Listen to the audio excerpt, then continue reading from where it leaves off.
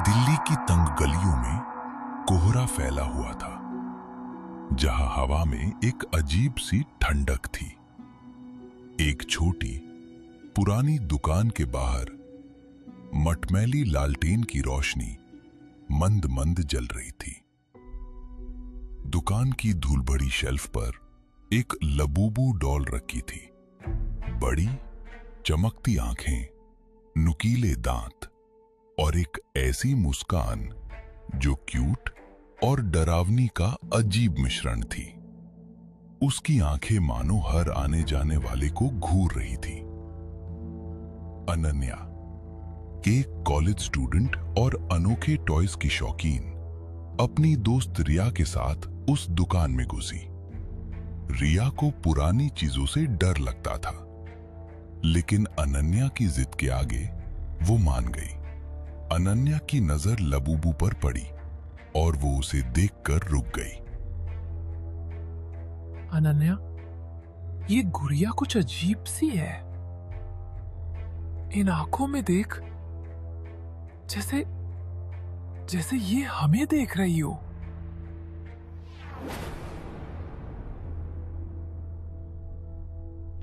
अरे रिया, डरपोक, ये तो बस एक टॉय है। कितनी यूनिक है। अंकल, ये गुड़िया कितने की है? ये गुड़िया तुम्हारे लिए 300 रुपए की है। इसे संभाल कर रखना। इतनी महंगी क्यों है? कोई खास बात है क्या इसमें? इसे संभाल कर रखना। चलो रिया, ये तो बस एक गुड़िया है, मैं ले रही हूं।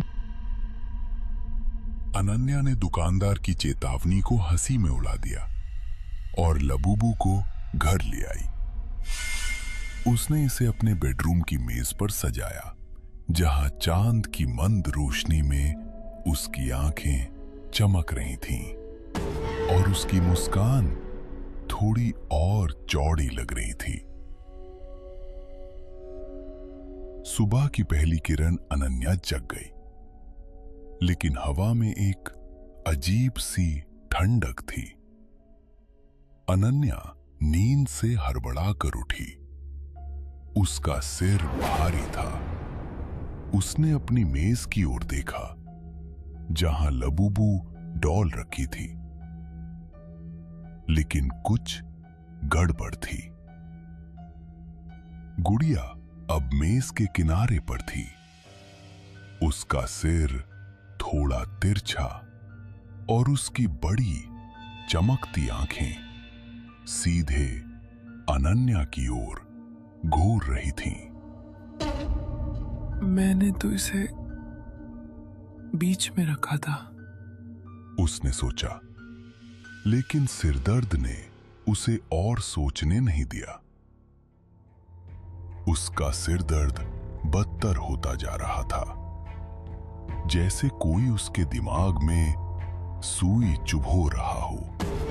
क्लास में उसकी आंखें बार बार लबूबू की उस ठंडी मुस्कान की ओर खींची जा रही थीं, जो उसके दिमाग में अटक गई थी। उसने अपनी सहेली रिया को कुछ बताने की कोशिश की, लेकिन उसकी सहेली ने उसकी बातें नजरअंदाज की। शाम को जब अनन्या थकी हारी घर लौटी, उसने अपने कमरे का दरवाजा खोला और उसे देखकर उसकी सांस अटक गई। लबूबू अब मेज पर नहीं थी। वो अनन्या के बिस्तर पर बैठी थी। उसकी नुकीली मुस्कान और चमकती आंखें सीधे दरवाजे की ओर देख रही थीं। ये मेरे बिस्तर पर कैसे आई? मैंने तो इसे मेज पर छोड़ा था। उसने कांपते हाथों से लबूबू को उठाया और वापस मेज पर रखा और बिस्तर पर लेट गई। लेकिन नींद उसकी आंखों से कोसों दूर थी।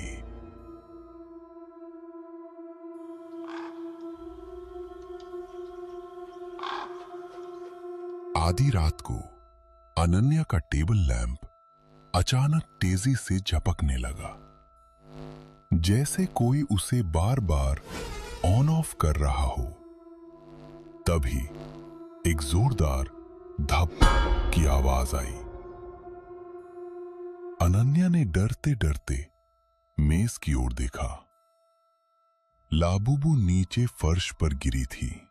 उसकी आंखें अब भी अनन्या की ओर घूर रही थीं, जैसे वो जानबूझकर गिरी हो। ये क्या हो रहा है? तू कौन है और क्या है?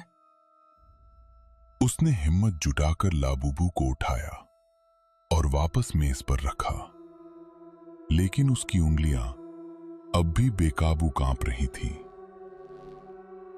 लैंप की झपकना बंद हो गया, लेकिन कमरे में एक भारी सन्नाटा छा गया। अनन्या ने कंबल ओढ़ लिया, लेकिन उसे लग रहा था कि कोई या कुछ उसे अब भी देख रहा है। रात गहरी हो चुकी थी और अनन्या का कमरा सन्नाटे में डूबा था।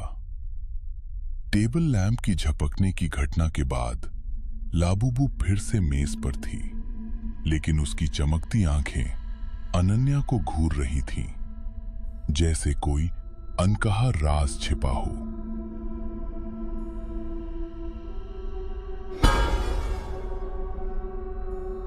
अनन्या का सिर दर्द अब असहनीय हो चुका था और उसका दिल जोर जोर से धड़क रहा था। डर के मारे उसने अपना फोन उठाया और रिया को कॉल किया। रिया, तू सो रही है? मुझे कुछ बताना है। अनन्या, रात के 1 बजे? क्या हुआ? तू ठीक है?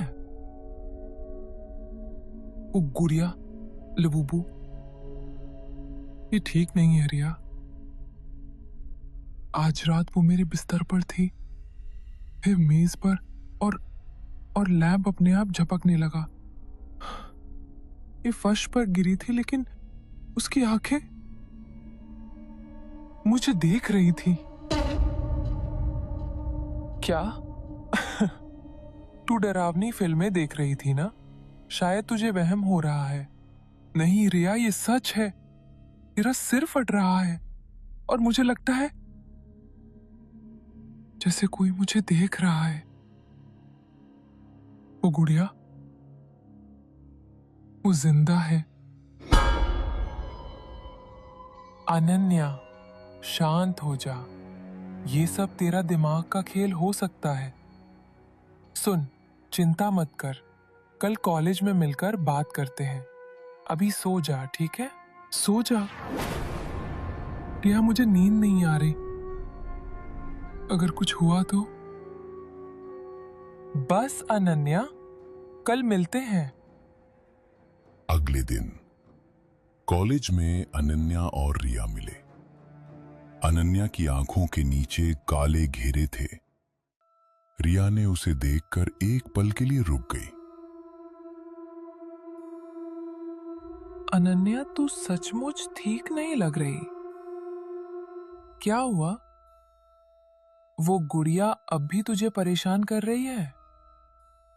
रिया, मैंने तुझे बताया था ना, वो अपने आप हिल रही है। आज सुबह वो फिर मेज के किनारे थी और मुझे लगता है वो मुझे फॉलो कर रही है। मेरा सिरदर्द बंद ही नहीं हो रहा। देख, अगर तुझे इतना बुरा लग रहा है तो उस गुड़िया को एक बॉक्स में पैक कर दे। उसे स्टोर रूम में रख दे, जहां तू उसे देखे नहीं। और अगर वो बॉक्स से बाहर आ गई, रिया, तू नहीं समझ रही, वो मुझसे कुछ चाहती है। अनन्या, तू खुद को डरा रही है। बॉक्स में बंद कर और ताला लगा दे। अगर फिर भी कुछ हो तो मुझे बता। लेकिन अभी इसे अपने दिमाग से निकाल। ठीक है, मैं कोशिश करूंगी। रिया की बात सुनकर अनन्या चुप हो गई, लेकिन उसकी आंखों में डर अब भी था। जैसे ही वो कॉलेज से घर की ओर चली, घर पहुंचने पर उसने लबूबू को देखा। गुड़िया अब मेज के बीच में थी। उसकी मुस्कान और चौड़ी लग रही थी। अनन्या का दिल बैठ गया। रिया ने जैसा कहा था उसने वैसा ही किया। गुड़िया को बॉक्स में बंद करके स्टोर रूम में रख दिया। अनन्या ने हिम्मत जुटाई और बिस्तर के पास रखी नींद की गोली उठाई। अगर मैं सो जाऊं, शायद ये सब खत्म हो जाए, उसने खुद से कहा, लेकिन उसकी आवाज में डर साफ झलक रहा था। उसने गोली निगली और बिस्तर पर लेट गई। धीरे धीरे गोली का असर हुआ और उसकी आंखें भारी होने लगी।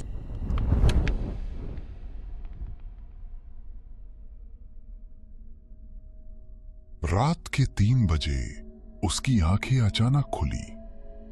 उसका शरीर कमजोर लग रहा था, जैसे उसकी सारी ताकत चूस ली गई हो। उसकी आंखों के नीचे काले घेरे और गहरे हो गए थे और उसका दिल इतनी तेजी से धड़क रहा था कि उसे लगा वो फट जाएगा। उसने उठने की कोशिश की, लेकिन उसका शरीर हिल भी नहीं पा रहा था। उसकी उंगलियां, पैर, कुछ भी हिल नहीं रहा था। डर से उसकी सांसें उखड़ने लगी। उसने दरवाजे की ओर देखा तो दरवाजा थोड़ा सा खुला था। अनन्या की नजर धीरे धीरे नीचे की ओर गई। उसका गला सूख चुका था। तभी उसे अपने पैर में एक तेज जलन भरा दर्द महसूस हुआ। उसने सिर झुकाकर देखा और उसकी चीख गले में ही अटक गई। लबूबू उसके बिस्तर के किनारे थी। उसकी नुकीली मुस्कान अब खून से लथपथ थी।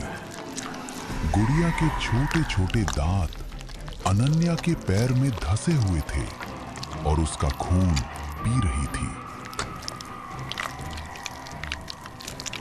अनन्या का शरीर कांपने लगा, लेकिन वो हिल नहीं पा रही थी। अनन्या की आंखें धीरे धीरे बंद होने लगी।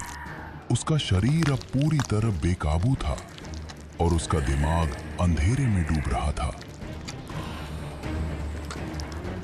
लबूबू की मुस्कान आखिरी चीज थी जो उसने देखी। वो मुस्कान जो अब सिर्फ डरावनी नहीं बल्कि शैतानी थी।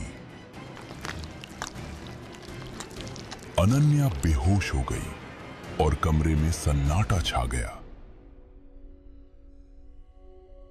मेज पर अब भी खून की बूंदें टपक रही थी और लबूबू कहीं गायब थी।